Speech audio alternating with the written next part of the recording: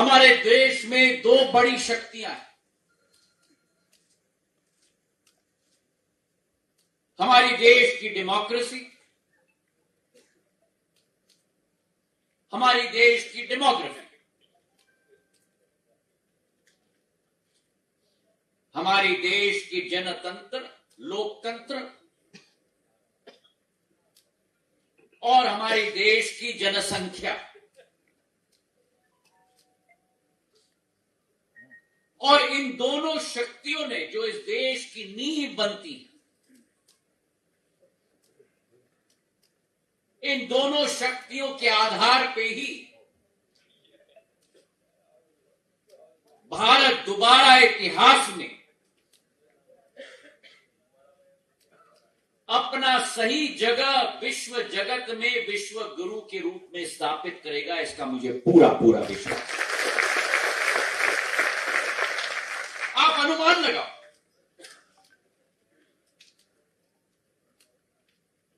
इस देश के 70% जनता 35 वर्ष के आयु से कम है। 70% जनता मतलब 130 करोड़ की आबादी में 90 करोड़ की आबादी आपकी आयु की श्रेणी की है। और 90 करोड़ का क्या मतलब? 90 करोड़ का यह मतलब है कि संयुक्त यूरोप को ले लो और उस संयुक्त यूरोप की 1.5 गुना आबादी मेरे देश की युवा शक्ति है। पूरा संपूर्ण यूनाइटेड स्टेट्स ऑफ अमेरिका ले लो और उस संपूर्ण विश्व शक्ति जो नंबर 1 है आज पूरे विश्व में, उसकी 3 गुना आबादी मेरी युवा शक्ति है। आज विश्व में जमाना आया है कि परिवर्तन अगर किसी के हाथ में, नई सोच विचारधारा किसी के हाथ में, नया आविष्कार करने की संभावना अगर किसी के हाथ में, तो वो मेरे युवाओं के हाथ। और इसी क्षमता को पहचानते हुए, इसी क्षमता को मानते हुए प्रधानमंत्री नरेंद्र मोदी जी ने जब आत्मनिर्भर भारत का निर्माण का संकल्प लिया, तो प्रथम पंक्ति में इस देश के युवाओं को रखने का संकल्प।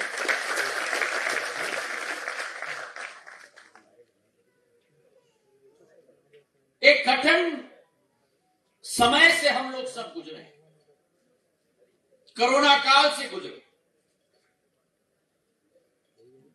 जिस कोरोना काल में कई लोग हमसे बिछड़ गए। एक ऐसा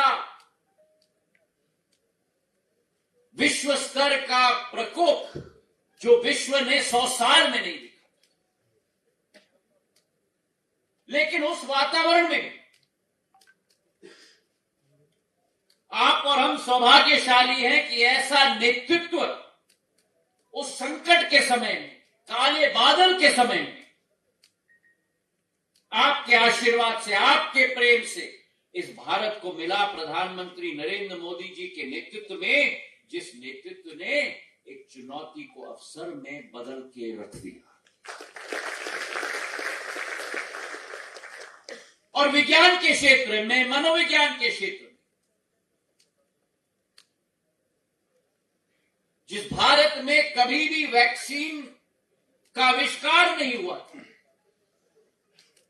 देश विदेश से हम लोगों को आयात करना पड़ता था, उसी भारत में एक नहीं लेकिन 2 वैक्सीन का आविष्कार हुआ और 2 बिलियन डोज पूरे देश में लगाने का काम प्रधानमंत्री जी ने किया। तो ये क्षमता है युवाओं की, ये क्षमता है आज देश की। और भारतीय जनता पार्टी का संकल्प है प्रधानमंत्री जी के नेतृत्व में कि अगर भारत को विश्व गुरु के रूप में स्थापित करना है तो सशक्त युवा और कुशल युवा, ये हम लोगों का संकल्प है जिसे हम लोग साकार करते हैं। और उसी संकल्प के साथ जो आज रोजगार के अवसर सृजन करने की जरूरत है, एक साझेदारी भारत सरकार निभा रही है, एक साझेदारी मध्य प्रदेश की सरकार निभा रही है, जैसे विश्वनाथ शर्मा जी ने कहा, एक साझेदारी निभा रहे हैं निजी क्षेत्र के साथ। पॉलिसी के आधार पर नए ग्रोथ एरियाज की शुरुआत हो रही है, जैसे ड्रोन्स की हम बात करें, ग्रीन हाइड्रोजन की बात करें, ग्रीन स्टील की बात करें, सर्कुलर इकोनॉमी की हम बात करें, 4G से 5G का स्टैक का आविष्कार अब भारत में हो रहा है, जो कोई कल्पना नहीं कर सकता। वंदे भारत के ट्रेन 160 किलोमीटर की रफ्तार से चलने वाले ट्रेन आज भारत में बन रहे हैं और भारत में चल रहे हैं। तो ये एक जुगलबंदी निजी क्षेत्र के साथ रोजगार के अवसर सृजन करनी, और उसी संकल्प के साथ प्रधानमंत्री जी ने ये रोजगार मेले की शुरुआत की और ठान लिया कि आने वाले साल में 10 लाख रोजगार के अवसर सृजन कर किए जाएंगे। और शुरुआत की धनतेरस के दिवस पर, जब आजादी के अमृत महोत्सव के वर्ष में 75,000 रोजगार के अवसर उस माह आपके नौजवान दोस्तों को वो रोजगार के सर्टिफिकेट मुहैया करने का काम प्रधानमंत्री जी ने संकल्प लिया। और हर माह ये संकल्प चल रहा है। फरवरी के माह में 71,000, आज के दिवस में 71,000, आज इस सभागृह में अकेले 326 महत्वपूर्ण क्षेत्र में रोजगार के अवसर सृजन किए जा रहे हैं, चाहे रेल विभाग हो, दूरसंचार विभाग हो, डाक विभाग हो, कर्मचारी राज्य बीमा योजना हो, सीआरपीएफ हो, ग्रामीण बैंक हो, आईआईटी इंदौर में हो, ये सारे के सारे technology driven, value driven, engineering driven रोजगार के अवसर सृजन किए जा रहे हैं। आज किसी देश विश्व पटल पर उजागर होता है तो मानव संसाधन की क्षमता पर उजागर होता है, और उसकी अपार क्षमताएं हमारी भारत माता की धरती पर है आपके रूप में। आज मेरे नौजवान की आशा अभिलाषा केवल रोजगार के अवसर लेने के नहीं, आज आप लोगों की आशा और अभिलाषा रोजगार के अवसर उत्पन्न करने के लिए। और इसलिए प्रधानमंत्री जी ने शुरू किया स्टार्टअप इंडिया की योजना, जिस भारत में 2013-14 में केवल 460 स्टार्टअप्स होते थे, आज उसी भारत में स्टार्टअप इंडिया की वजह से 84,212 स्टार्टअप्स हो चुके। आपके दोस्त, आपके युवा साथी, जिस भारत में 2013-14 में एक ही यूनिकॉर्न था, आज उसी भारत में 116 यूनिकॉर्न हो चुके हैं। और हमारे यूनिकॉर्न्स की क्षमता वृद्धि की, यूएस की यूनिकॉर्न्स, यूके की यूनिकॉर्न्स, जर्मनी की यूनिकॉर्न्स से 4 गुना ज्यादा है। आज पूंजी कमोडिटी बन गई है। जिस देश में नए आइडियाज, नए आविष्कार होते हैं, पूंजी वहीं भागती है। और भारत तो वो देश है जिसने विश्व को 0 दिया था। भारत वो देश है जहां विज्ञान की शुरुआत की गई थी और वो अवसर आज आप सब लोगों के हाथों में। पिछली सरकारों में आप देखो बदला, पिछली सरकारों में जहां रोजगार के अवसर के लिए आपको ऑफिस के बाहर लाइन लगाना पड़ता था, बार बार आपको अपनी सीवी देनी पड़ती थी, रेज्यूमे देनी पड़ती थी, और मंत्रालयों और विभाग में अगर वैकेंसी होती थी, सालों साल वो वैकेंसी कभी भरी नहीं जाती। आज प्रधानमंत्री नरेंद्र मोदी जी के सरकार में परिवर्तन देखो। रोजगार के लिए आपको दर दर भटकना नहीं पड़ता। रोजगार का सर्टिफिकेट आपको ऐसे कार्यक्रम में स्वयं प्रधानमंत्री के द्वारा दिया जाता है।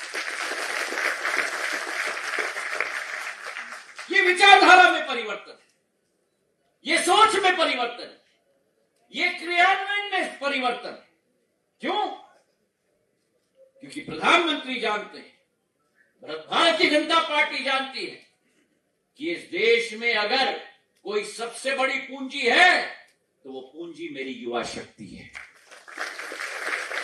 तो आज के इस दिवस पर मैं आप सब लोगों को बधाई देना चाहता हूं, शुभकामनाएं देना चाहता हूं, क्योंकि आपके हाथों में वो औजार है, केवल इस मध्य प्रदेश को नहीं, इस देश को नहीं, लेकिन विश्व में परिवर्तन लाने का औजार आपके हाथों में। आज श्री अरबिंदो की लाइनों को मैं याद करना चाहता हूं। महर्षि अरबिंदो ने कहा था कि a brave, Frank, clean hearted, courageous and aspiring youth is the only foundation on which the future of a nation can be built. एक साहसी, साफ बोलने वाला, क्षमतावान और आशान्वित युवा पीढ़ी के आधार पे ही देश की, किसी भी देश की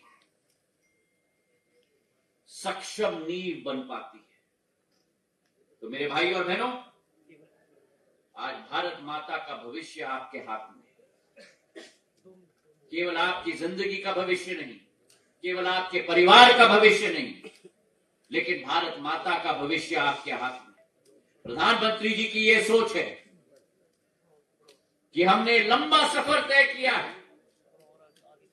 आजादी से अमृतकाल तक 75 वर्ष का सफर तय किया है भारत ने, पर अभी भारत को बड़ा लंबा सफर आगे चलना है।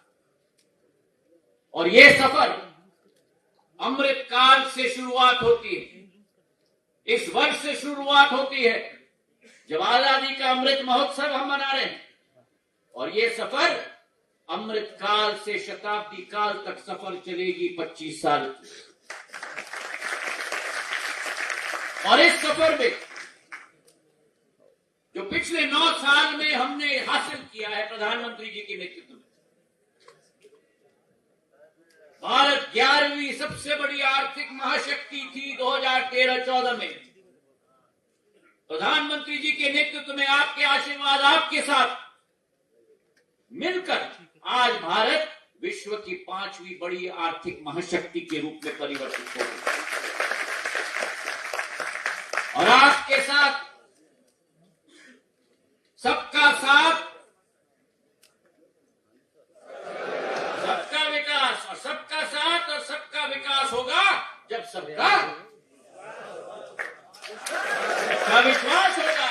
और अगर सबका साथ, सबका विकास, सबका विश्वास होगा तो उसमें आपको और हमें सबको मिलकर सबका प्रयास लगाना होगा। इसी संकल्प के साथ हम आगे बढ़े। भारत माता को आज 5वें नंबर से ले जाकर 1 नंबर सबसे विश्व की आर्थिक शक्ति में ये अमृत काल से शताब्दी काल में सफर में परिवर्तित करना होगा। इन्हीं शब्दों के साथ आपका बहुत बहुत धन्यवाद। जय हिंद, जय भारत।